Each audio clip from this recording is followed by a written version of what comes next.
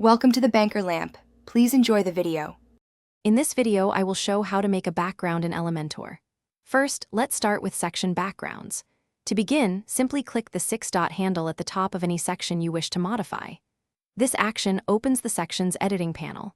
From there, navigate to the Style tab. Within this tab, you will find the background option, offering 4 distinct types: classic, gradient, video, and slideshow. Choose the one that best suits your design vision. Next, let's explore how to customize backgrounds for individual columns. Similar to sections, click the 3-dot handle at the top of the column you want to edit.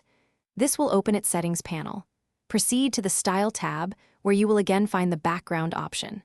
Here, you can apply a classic color, an image, or a gradient. Remember to fine-tune padding and margin settings in the Advanced tab for perfect visual alignment.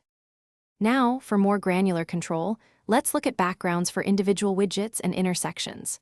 Select the specific widget or intersection you wish to style. Instead of the Style tab, you will typically find background options under the Advanced tab.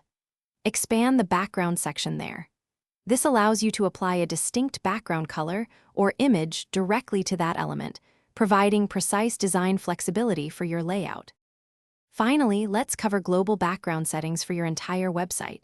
From the Elementor editor, click the hamburger menu icon in the top left corner and select Site Settings. Within the Site Style section, you will find the Background option. Here, you can set a default background color or image that will apply across your entire site.